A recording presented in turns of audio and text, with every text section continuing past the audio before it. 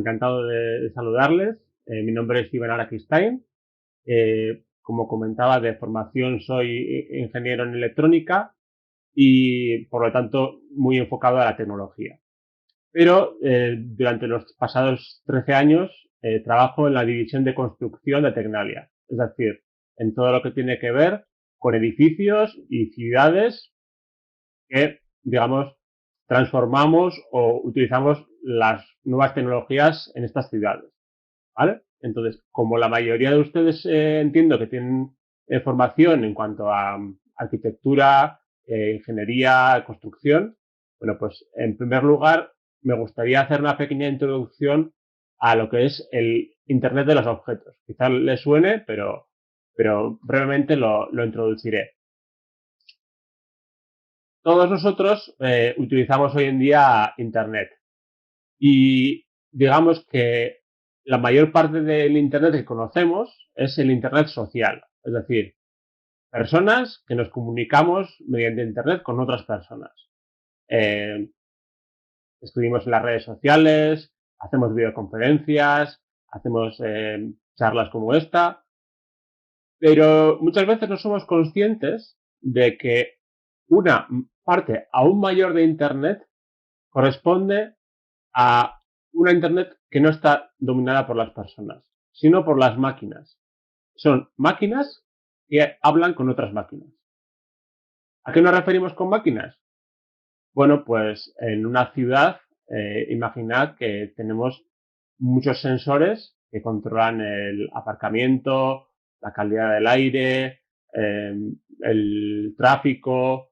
Podemos tener muchos elementos que realizan mediciones y que se comunican con otros elementos que ayudan a la toma de decisiones, ¿vale? Entonces, una gran parte de Internet que no vemos es esa parte de dispositivos que hablan con otros dispositivos. Actualmente en el mundo se calcula que hay unos 30.000 millones de dispositivos conectados a Internet. Es una cifra grandísima. Eso quiere decir que hay más dispositivos conectados a Internet que personas en la Tierra. Entonces, bueno, pues cada vez más elementos pues tienen una conectividad y tienen una sensorización. Bien, me gustaría mostrarles las siguientes tablas. Corresponden a las empresas más importantes por capitalización en bolsa de la lista Fortune 500. En la columna de la izquierda tenemos la lista tal cual era en 2008 y en la columna de la derecha tenemos la lista perteneciente a 2018. Si se fijan en 2008, ¿qué es lo que vemos? Bueno, pues empresas tradicionales, ¿no? Petroleras, bancos, grandes eléctricas, ¿bien? Y hay un Microsoft, pero por lo demás son empresas muy tradicionales. En solo 10 años, esto ha cambiado muchísimo. ¿Cuál es el listado? Pues Apple, Google, Microsoft, Amazon, Facebook, son casi todas las que están en verde son empresas tecnológicas. Y todas ellas que han triunfado, digamos, al albur de Internet. ¿Vale? Entonces, esto quiere decir que el Internet de los objetos y la tecnología en general lo que está produciendo es una transformación muy rápida. Cuando antes uno podía trabajar toda la vida en una empresa, jubilarse y quizá que sus hijos siguiesen trabajando en su misma empresa, una empresa, por ejemplo, hace 50 años, pues la vida media de la empresa pues podrían ser pues 30, 40 años. A día de hoy se calcula que la vida media de una empresa es en torno a los 12 años. Así que digamos que la tecnología ha acelerado la economía. Se producen cambios mucho más rápidos y entonces pues tenemos que estar muy atentos a esto. Vale, entonces, ¿en qué están pensando las empresas cuando piensan en nuevos productos para la ciudad? Es decir, en una ciudad tenemos muchos productos que fabrican empresas y que nos ofrecen ciertos servicios en la ciudad. Desde el alumbrado público, desde los aspersores que hacen el riego programado en los jardines, cámaras de videovigilancia. En una ciudad tenemos muchísimos elementos comerciales que están diseñados por empresas y que estas comercializan y obtienen un beneficio con ellas. Vamos a ver algunas ideas de por dónde van las empresas. Esta imagen corresponde a Rolls-Royce. Saben que Rolls-Royce es un fabricante de motores de aviones. Bien, Rolls-Royce hace un tiempo decidió que ya no iba a vender motores de aviones, sino que vendería horas de vuelo. ¿Qué quiere decir esto? Pues que necesita tener su producto monitorizado las 24 horas del día, saber dónde está, cómo está funcionando, para cobrar por el servicio de uso de ese producto. ¿Sigue fabricando motores? Sí, pero lo explota como un servicio, ¿vale? Este es el primer concepto. Otro caso interesante. Una empresa alemana que fabrica taladros, sigue fabricando taladros, como hacía habitualmente, pero ya no vende taladros, vende agujeros. ¿Cómo es posible esto? Bueno, pues esto es porque si yo necesito 2.000 taladros para el jueves, en una aplicación de móvil introduzco los parámetros de los taladros que necesito, el diámetro, el material, la ubicación donde los necesito, hago el pago y ellos se encargan de que venga alguien y efectúe todos los taladros que yo necesito. Entonces, ¿cuál es la idea? Ellos siguen fabricando un producto, pero la comercialización la hacen como, digamos, un servicio. Es un caso extremo, pero se da cada vez más. Otra empresa que fabrica bombas de aire, pero ya no vende bombas de aire, vende aire bombeado. ¿Qué quiere decir esto? Pues que en cada bomba necesita tener una serie de sensores que miden el funcionamiento del equipo, cuentan las horas de servicio, el aire bombeado y pues con esa información se transmite inalámbricamente y pues a final de mes se realiza el cobro por el servicio prestado.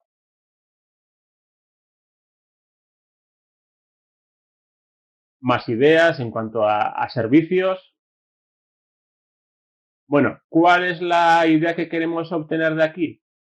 Pues que en muchos casos las empresas quieren seguir fabricando producto, pero quieren tener una doble vía de explotación. Es decir, tanto por la venta de producto, pero también por la oferta de servicio. Imaginen un fabricante de, no sé, vamos a poner, por ejemplo, cámaras de seguridad para ciudades. Si ese fabricante de producto fabrica unas cámaras muy buenas y durante los siguientes 10 años el ayuntamiento, la ciudad, no necesita ningún mantenimiento, ni necesita nada, bueno, tiene un cliente, pero durante 10 años no tiene ninguna interacción con ese cliente. Entonces, bueno, hasta que se estropee, salga un modelo nuevo y tenga que sustituirlo. Pueden pasar muchos años. ¿Qué es lo que desea la empresa? Bueno, la empresa lo que desea es tener clientes con los que pues, cada poco tiempo, cada mes, pues hable, pues, qué tal funciona la cámara, necesitas algo de mí, ¿vale? Tenga una relación fluida. ¿Y esto cómo lo puedo conseguir? Pues ofreciendo servicios que la municipalidad necesite. Es decir, además del producto, pues servicios en forma de software, de gestión, por ejemplo, para cuantificar cuántos coches pasan al día, detectar si el perfil de personas que pasan por una calle pues es de tal edad o género, ¿vale? Puede ofrecer servicios que comercializa y ofrece, digamos, de manera mensual, incluyendo, además de su producto, ¿vale? Entonces, obtiene dos vías de explotación.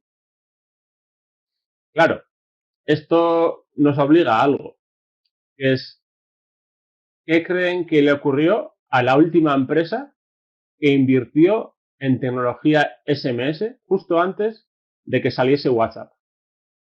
Bueno, pues la última empresa seguramente no le fue muy bien, porque enseguida salió un sustituto que rompió las reglas del juego. Bueno, pues de manera similar, el avance de la tecnología nos obliga a pues, estar en constante evolución y no, digamos, dormirnos en los laureles, sino que necesitamos continuamente seguir innovando y probando nuevos modelos de negocio.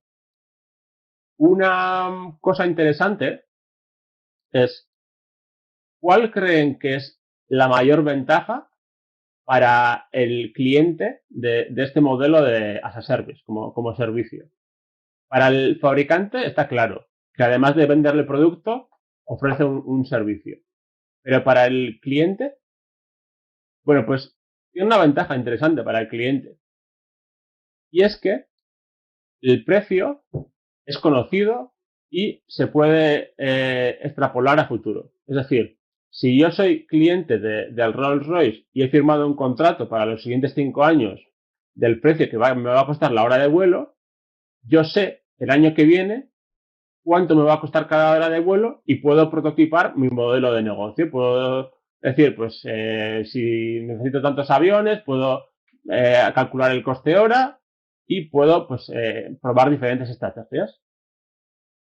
En este caso, pues similar, puedo calcular cuánto me cuesta cada agujero.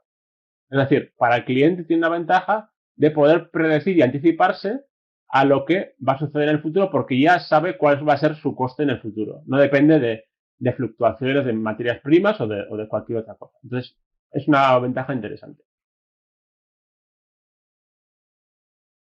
Vale. Vamos a ver ahora, como decíamos, esto nos obliga a ser muy rápidos en evolucionar, pero tiene repercusiones muy interesantes para las ciudades. En las ciudades cada vez tenemos más dispositivos conectados, como comentábamos. En muchos casos tiene que ver con la eficiencia. Eficiencia en el consumo de recursos, porque a día de hoy, pues cada vez se va a primar más el evitar, por ejemplo, el tránsito innecesario. Es decir, si hay camiones que consumen gasolina, que realizan, digamos, el transporte de los residuos, de las basuras, la recogida de basuras en la ciudad, no tiene mucho sentido que esos camiones hagan rutas ineficientes, ¿vale? Necesitamos que el consumo que se haga de gasolina pues sea lo más racional posible. Con el agua ocurre lo mismo. Si hace falta un riego para los jardines de la ciudad, pues necesitamos que el consumo de agua lo podamos medir y sea lo más eficiente posible. Con la iluminación, consumo eléctrico, pues ocurre otro tanto de lo mismo. Para todo eso necesitamos información, información de lo que está sucediendo. Y esto lo conseguimos gracias a los sensores que podemos tener en muchos elementos. Bueno, si entraríamos en el mundo electrónico, les podría contar pues, muchísimo de diferentes tecnologías de comunicación que hay, pero como reseña les indicaré una de ellas, quizás les suene, es LoRa. Es una tecnología de largo alcance de comunicación inalámbrica. La gran ventaja que tiene es que por un coste muy reducido, es decir, un nodo LoRa puede costar pues 20 euros, ¿vale? Pues tenemos un elemento que puede realizar mediciones y transmitir a varios kilómetros de distancia. Además, se puede alimentar con una batería que puede durar varios años, ¿vale? Menciona hasta 10 años, depende del tipo de aplicación que sea y de la frecuencia de muestreo, pues pueden ser 5, pueden ser 7, pueden ser 10, pero en todos los casos estamos hablando de varios años. Y pues ofrece pues, una conectividad muy interesante. Siempre decimos que en el Internet de los objetos lo más difícil es la primera milla.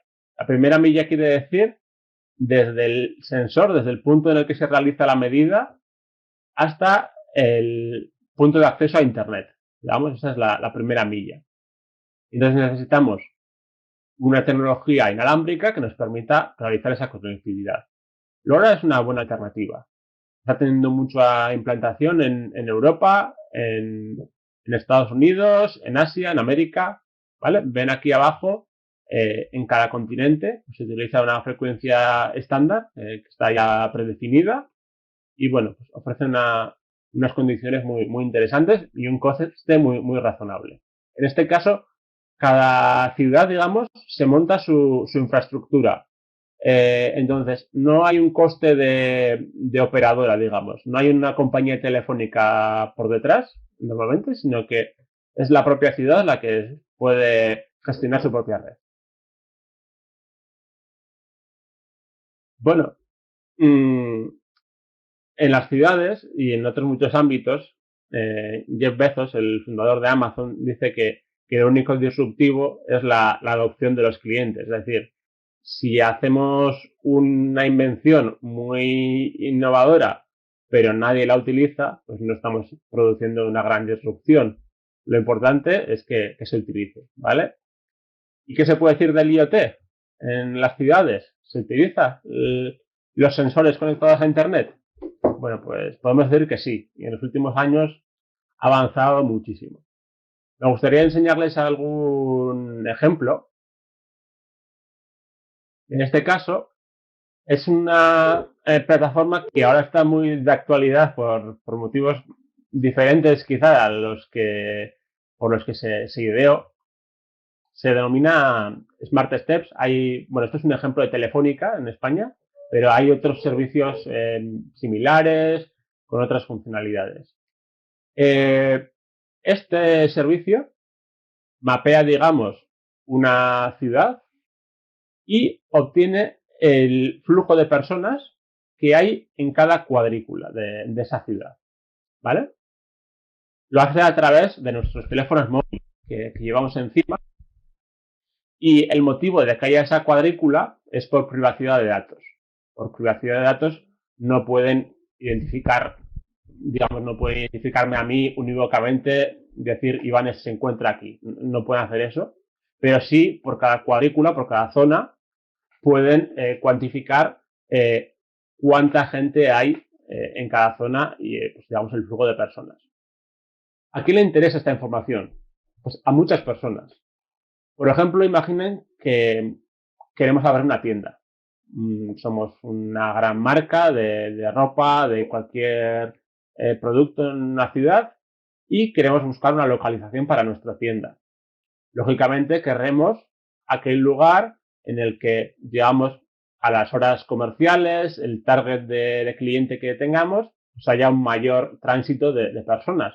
Entonces, este tipo de aplicaciones nos dan estos servicios. Y ahora, como les decía, pues está teniendo usos para los que no fue pensado, pero ahora con el coronavirus, pues también es necesario, ¿no? Evitar aglomeraciones, saber, digamos, dónde hay posibles aglomeraciones y poder hacer una gestión pues, de la ciudad. ¿Vale? Entonces, una idea interesante del IoT y pues, algunas de sus aplicaciones. Más casos que se están utilizando en el IoT. Este es el aeropuerto de Atenas, en Grecia. Aquí tenían un problema curioso, es que los aeropuertos muchas veces son bastante indeseables para los vecinos que viven cerca. Producen muchos ruidos, son muy molestos. Y entonces, bueno, pues el aeropuerto de Atenas se encontraba obligado a cambio de esas molestias que provocaba a los vecinos, pues realizar una serie de acciones positivas en favor de la comunidad. Es decir, cada año tenían que destinar una cantidad de dinero para, digamos, hacer cosas por la comunidad y compensarles por las molestias que les ocasionaban. Aún así, pues, bueno, el dinero ayuda a solucionar algunas cosas, pero las molestias están ahí, ¿vale? Entonces, ¿qué es lo que le sucedía? Pues en una pista de despegue, los aviones pueden despegar en diferentes lugares. Si lo hacen correctamente, deben de despegar a final de pista. Es decir, tienen que recorrer toda la pista y despegar justo al final de pista, que es donde, digamos, provoca menos ruido y es pues, mejor. Claro, las aerolíneas, por ahorrar combustible en algunos casos, lo que hacían es despegar antes, despegar a mitad de pista, produciendo más ruido y más incomodidad para los vecinos. Así que lo que decidieron es instalar estos sensores. Colocaron varios de estos sensores en la pista y a grandes rasgos son micrófonos. Micrófonos que captan el sonido ambiente en la pista y son capaces de determinar desde qué punto despega cada uno de los aviones de cada aerolínea. Con esto, lo que consiguen es poder saber si una determinada compañía, sus aviones, despegan correctamente o despegan a mitad de pista. Con lo que pueden, digamos, premiar o castigar a las aerolíneas que lo hacen mal. ¿Vale? Entonces, es un concepto de utilizar el Internet de los objetos para, digamos, hacer que quien contamina, quien produce molestias, pues tenga que pagar esos digamos, desperfectos, ¿vale? Y entonces, al final conseguir que los vecinos, pues, vivan mejor con menos ruido. Bueno, más casos de uso del IoT en ciudades o en este caso en países. En Japón, saben, en Fukushima hubo un accidente pues, nuclear, se desprendieron pues, humos o partículas radiactivas, con lo que los habitantes pues, estaban un tanto reticentes o con poca confianza en cuanto a la información que les estaba dando el gobierno en cuanto a pues, las mediciones de radiación en el país. Así que, ¿qué es lo que hicieron? Bueno, pues entre los ingenieros, eh, investigadores, aficionados, pues montaron una red de sensores de radiación, que se trata de sensores Geiger, son un tipo de sensores que miden la radiación, los conectaron a Internet y mapearon todo Japón. De esta manera, ¿qué es el concepto con el que nos queremos quedar? Bueno, pues que la información ya no está centralizada en un único ente, el gobierno, por ejemplo, que controla toda la información y nos la proporciona, digamos, en parte o unos elementos de esta, sino que ya los propios ciudadanos tienen acceso a información real, digamos, medida por ellos mismos y de esta manera, pues, poder tener pues, una visión de lo que está sucediendo en la realidad. ¿Vale? Esto es una aplicación interesante también del IoT. Bueno, actualmente se utiliza mucho los dispositivos conectados, como les comentaba, todo lo que tiene que ver con eficiencia energética en las fachadas para medir pues, la transmisión de calor, digamos cuánto calor se pierde en la fachada, medir diferentes parámetros de radiación solar. Un uso interesante que está teniendo ahora bastante, digamos, interés en España es la monitorización del espacio de uso en las oficinas. ¿Qué quiere decir esto? Bueno, pues que han hecho una serie de cálculos según los cuales el metro cuadrado de oficina cuesta pues unos 6.000 euros por año por, digamos, el metro cuadrado de oficina por empleado. Así que el coste es bastante alto, sobre todo en ciudades, digamos, céntricas o caras, pues el coste es muy alto. Así que en algunos sitios, pues debido al teletrabajo, que muchas veces los empleados están de viaje, se encuentran con que habitualmente gran parte de la oficina está desocupada, pero no tenían una información en tiempo real ni una gestión de lo que estaba sucediendo ahí. No tenían manera de actuar. Así que lo que hacen a día de hoy algunas compañías es, si tienen 100 empleados, pues por ejemplo tener 50 puestos de oficina. Cuando uno acude a su oficina, pide un puesto, digamos, con una aplicación de teléfono móvil y se le asigna un puesto, ¿vale? Entonces, como la empresa ya sabe que la mitad de los empleados o teletrabaja o está fuera, está de viaje o está de vacaciones, pues con un espacio mucho menor puede puede seguir operando y puede ahorrar mucho coste de oficina y de espacio necesario. Es decir, el empleado no tiene un sitio fijo, sino que se le va asignando pues, cada vez un desk, un espacio de oficina. Bueno, más métricas, elementos de monitorización.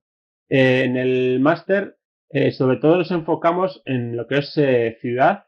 Tenemos una práctica que corresponde a datos de la ciudad de Melbourne. Allí tiene un sistema de monitorización de flujo de personas como este. Entonces, tenemos una serie de datos y uno de los ejercicios, por ejemplo, del máster es dibujar en el mapa, pues, un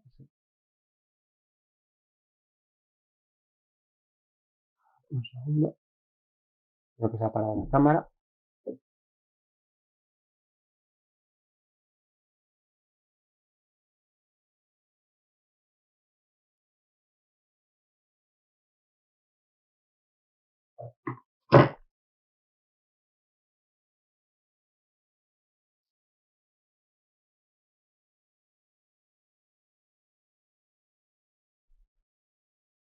Vale.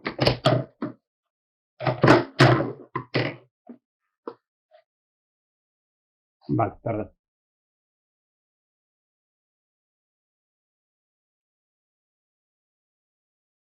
Continúo. Les comentaba que uno de los ejercicios que hacemos en el máster es tenemos un dataset de flujo de personas en la ciudad de Melbourne de un año entero. Entonces, lo que hacemos es utilizar un software denominado Tableau con el que hacemos una visualización de ese volumen de personas en las 24 horas del día en ciertos puntos de la ciudad y lo podemos publicar en Internet.